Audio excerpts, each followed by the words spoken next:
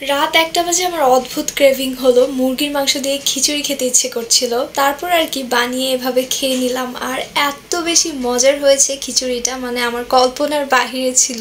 Trust me guys, এভাবে যদি আপনি একবার খিচুড়ি রান্না করেন মুরগির মাংস দিয়ে, আপনি গরুর মাংসের টেস্টই ভুলে যাবেন। এত বেশি মজার, যে ব্রয়লার মুরগি দিয়েও এত মজা করে খিচুড়ি রান্না করা যায়, আজকে সেই রেসিপিটাই আপনাদের সাথে শেয়ার করবো। সো হে এভরিওয়ান, আসসালামু আলাইকুম, কেমন আছেন সবাই? হঠাৎ করে আমার খুব বেশি চিকেন খিচুড়ি খেতে ইচ্ছে করছিল, তো কি আর করার, এত রাতে তাই কিচেনে চলে আসলাম। আর এখন যদি আমি আম্মুর কাছে আবদার করি, আম্মু আমাকে পিটানো শুরু করবে। দেখেন এখন বাজে রাতের 1টা 8, তো এর জন্য আমি আমার নিজের খিচুড়ি নিজেই বানাতে কিচেনে চলে আসলাম। আর এর জন্য আমি এখানে নিয়েছি চিকেন, পেঁয়াজ, আলু আর হচ্ছে কাঁচামরিচ। আগে হচ্ছে আমি সবগুলো জিনিস কেটে নিব, তারপর আমি রান্না বসাবো। ফার্স্টেই আমি চিকেনটাকে কেটে নিচ্ছিলাম, আর চিকেনের পিসটা আমি আমার পছন্দ মতো করে নিচ্ছিলাম। এটা আপনারা আপনাদের পছন্দ মতো করে নেবেন। আমি চিকেনটাকে মিডিয়াম সাইজ করে কেটে নিলাম, কারণ হচ্ছে চিকেনটা খুব তাড়াতাড়ি তাহলে সেদ্ধ হয়ে যাবে, দ্যাটস ওয়াই। তবে আপনারা আপনাদের পছন্দ মতো করে কেটে নিতে পারেন। অ্যান্ড দেন হচ্ছে আমি এখানে পেঁয়াজের খোসা ছাড়িয়ে নিচ্ছিলাম। আমার মতো কার কার এভাবে ক্রেভিং হয় আর নিজেরটা নিজে বানিয়ে খেতে হয়, অবশ্যই কিন্তু কমেন্ট করে জানাবেন। এখানে আমি একা একাই সবকিছু বানাচ্ছিলাম, আর আমার সাথে ছিল আমার ছোট বোন, আর কেউই ছিল না, সবাই শুয়ে পড়েছিল ডিনার করে। তো নিজের ভিডিও নিজেই করছিলাম, একবার স্ট্যান্ডে রাখছিলাম, আবার নিজে হাতে করছিলাম। কি আর করার, একা বলে কথা, সবকিছু আমাকেই করতে হচ্ছিল, কারণ যেহেতু রাতের বেলা কাউকে এখন ডিস্টার্ব করা যাবে না। যাই হোক, এখানে কথা বলতে বলতে আমি কিন্তু প্রায় পেঁয়াজগুলোকে কুচি করে নিচ্ছি। তারপর হচ্ছে আমি কাঁচামরিচটাকে ফালি করে কেটে নেব।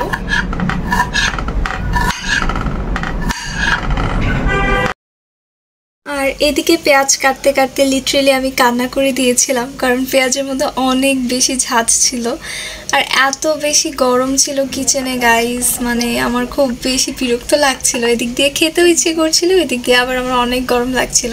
মানে আমি টেনশন করছিলাম যে কখন আমি রান্নাটা শেষ করে রুমে যাব। যাই হোক, কি আর করার, এই গরমের মধ্যেই বানাতে হচ্ছিল, কিছুই করার নেই, কিচেন মানেই হচ্ছে গরম। তো এরপর এখানে আমি এখন চিকেনটাকে ম্যারিনেট করে নিব।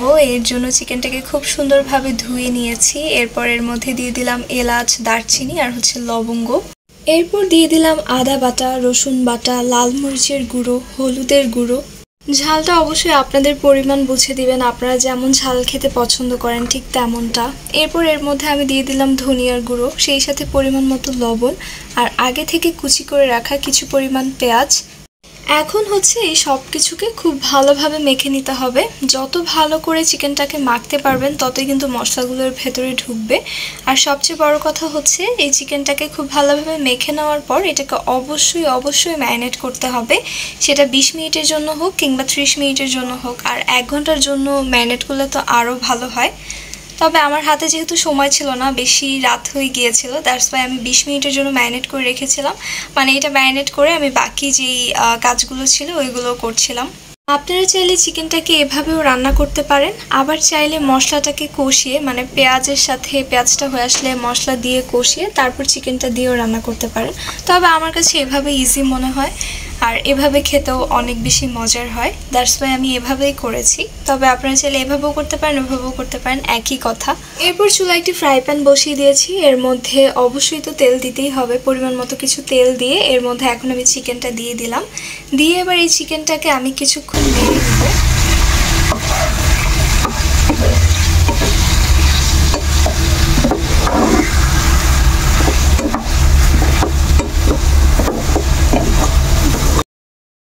চিকেনটাকে হালকা একটু ভেজে নিলাম, যাতে করে আদা রসুন পেস্টের কাঁচা যে গন্ধটা সেটা যেন চলে যায়।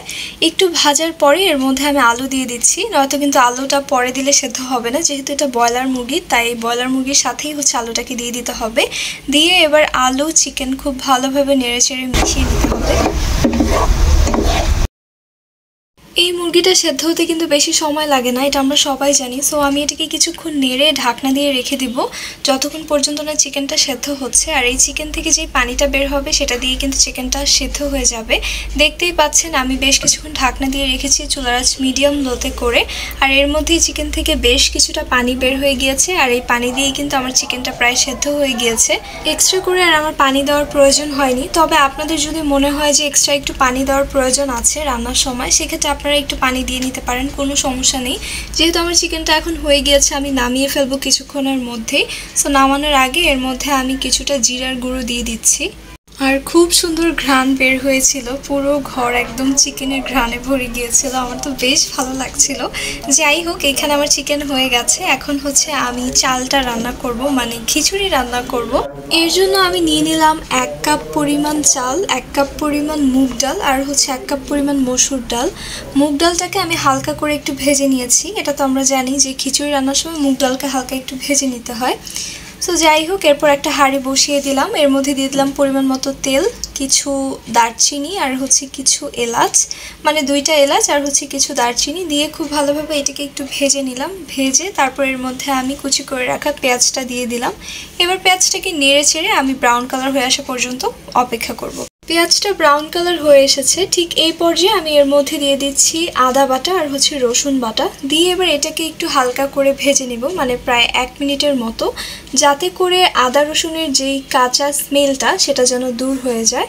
অ্যান্ড দেন ভাজার পরে আমি এর মধ্যে দিয়ে দিলাম লাল মরিচের গুঁড়ো, হলুদের গুঁড়ো, ধনিয়ার গুঁড়ো আর হচ্ছে পরিমাণ মতো লবণ দিয়ে এবার এই মশলাগুলোকে পেঁয়াজের সাথে একটু নেড়ে চেড়ে মিশিয়ে নিচ্ছি। এরপর আমি এর মধ্যে দিয়ে দিচ্ছি ফুটন্ত গরম পানি, মশলাটাকে বেশ কিছুক্ষণ কষানোর জন্য। আপনারা চাইলে এখানে ঠান্ডা পানিও ব্যবহার করতে পারেন, তবে আমার কাছে মনে হয় যে এখানে গরম পানিটা ব্যবহার করাই বেটার। চেষ্টা করবেন যে এখানে গরম পানিটা ব্যবহার করার। আর এই মশলাটাকে আপনি যতটুকু পারবেন কষাবেন, আপনার পক্ষে যতটুকু সম্ভব হবে, কারণ মশলা যত বেশি কষানো যাবে ততই কিন্তু রান্নার টেস্ট দ্বিগুণ হয়ে যাবে। আমি বরাবরই এটা বলে এসেছি, এখনো বলছি। আমি এই মশলার মধ্যে 3 থেকে 4 বার ফুটন্ত গরম পানি দিয়ে মশলাটাকে কষিয়েছি। আর দেখতেই পাচ্ছেন কষানোর পর খুব সুন্দর একটা কালার চলে এসেছে আর তেলটা উপরে ভেসে এসেছে, মানে এর মাধ্যমে বোঝা যাচ্ছে যে আমার কষানোটা একেবারে পারফেক্টভাবে হয়েছে। যখনই পানিটা টেনে তেলটা উপরের দিকে উঠে আসবে তখনই আপনার বুঝতে হবে যে মশলাটা একেবারে পারফেক্টভাবে হয়ে গিয়েছে। এরপর আমি যেই ডাল চাল মিশিয়ে রেখেছিলাম এবার এর মধ্যে সেটাই দিয়ে দিলাম, দিয়ে খুব ভালোভাবে নেড়েচেড়ে আবারও মিশিয়ে নিচ্ছি।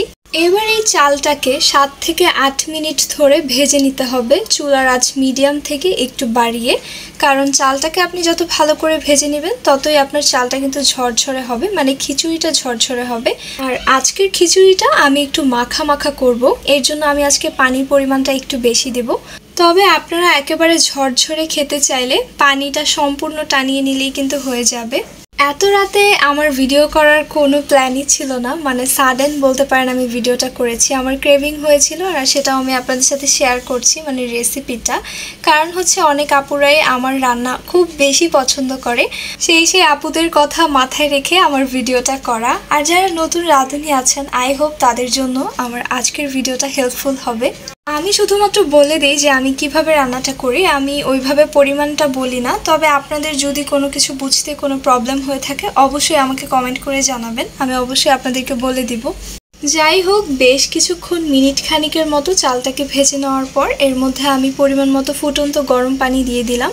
আর ওই যে বললাম আজকের খিচুড়িটা আমি একটু মাখা মাখা করতে চাচ্ছি, এর জন্য আমি পানির পরিমাণটা একটু বেশি দিয়েছি যেন মাখা মাখা হয়। এরপর চুলার আঁচ হাই হিটে করে পানিটা ফুটে আসলেই এটাকে আমি ঢেকে রাখবো মিডিয়াম লোতে করে, চালটা একটু হাফ বয়েল হয়ে আসা পর্যন্ত। এরই মাঝে কিন্তু আমার চালটা হাফ বয়েল হয়ে গিয়েছে, পানিটাও কিন্তু বেশ খানিকটা টেনে গিয়েছে, মানে এখনো চালের মধ্যে লেগে লেগে আছে। চালটা ঠিক এরকম থাকা অবস্থাতেই আমি এর মধ্যে আগে থেকে রান্না করে রাখা চিকেনটা দিয়ে দিব। আপনারা নিশ্চয়ই ভাবছেন যে আমি কেন হাঁড়িটা চুলা থেকে নামিয়ে ফেলেছি। এর কারণটা হচ্ছে চুলার মধ্যে ওইভাবে বোঝা যাচ্ছিল না, যেহেতু আমার ভিডিও করে দেওয়ার মতো কেউই ছিল না, মানে সবাই প্রায় শুয়ে পড়েছিল। দ্যাটস ওয়াই হচ্ছে আমাকে একাই সব কিছু করতে হচ্ছিল, মানে স্ট্যান্ডের মধ্যে ওভাবে বোঝা যাচ্ছিল না। দ্যাটস ওয়াই আমি হচ্ছে চুলা থেকে নামিয়ে নিয়েছি হাঁড়িটা, এক কথায় হচ্ছে ভিডিও করার জন্য। তো এরপর আমি সবগুলো চিকেন হচ্ছে খিচুড়ির মধ্যে দিয়ে দিচ্ছিলাম, আর চিকেনটা দিয়েই আমি কিন্তু আবার এটা চুলায় বসিয়ে দিব।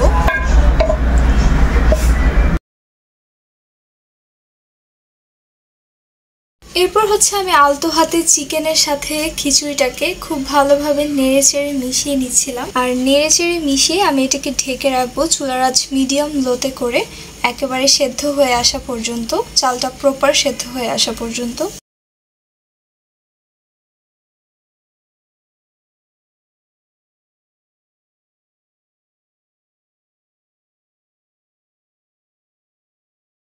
এই তো এরই মাঝে কিন্তু আমার খিচুড়িটা পারফেক্টভাবে হয়ে গিয়েছে, একদম মাখা মাখা, যেমনটা করতে চেয়েছি তেমনটাই হয়েছে।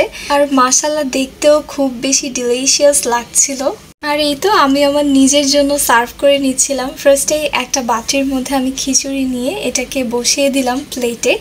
এরপর এর পাশে আমি রেখেছি হচ্ছে সালাদ, লেবু আর একটা ডিম। এই তো রেডি হয়ে গেল আমার ঝটপট চিকেন খিচুড়ি। আর এই খিচুড়িটার টেস্ট আমি আপনাদেরকে আর ভাষায় প্রকাশ করতে পারবো না। আপনারা অবশ্যই এটা ট্রাই করে আমাকে জানাবেন যে আপনাদের কাছে কেমন লেগেছে। আমার কাছে তো অনেক অনেক বেশি ভালো লেগেছে। আর আমি কিন্তু এই সবগুলো খিচুড়ি একা খাইনি, যেহেতু রাতের বেলা সবাই ঘুমিয়ে পড়েছিল, সকালে উঠে সবাই খেয়ে আমার খুব বেশি প্রশংসা করেছে, মানে আমি বলে বোঝাতেই পারবো না। আলহামদুলিল্লাহ, মানে আমি কল্পনাও করিনি যে সবাই আমার খিচুড়িটা এত বেশি পছন্দ করবে। আই হোপ আপনাদের কাছেও ভালো লাগবে, আপনারা অবশ্যই ট্রাই করে জানাবেন। আর চিকেনটা খুব বেশি সফট হয়েছিল, খুবই দারুণ লাগছিল। আর খিচুড়ি প্লাস হচ্ছে সালাদ, দারুণ কম্বিনেশন। আমার কাছে তো বেশ ভালো লাগছিল খেতে, গরম গরম খাচ্ছিলাম। সো এই ছিল আমার আজকের ব্লগ, যদিও আজকের ব্লগটা একটু বেশি লং হয়ে গিয়েছে, তারপরেও আপনাদের জন্য উপকার হবে আমি আশা করি। আজকের মতো এখানেই বিদায় নিচ্ছি। Thanks for watching this video. Allah Hafiz.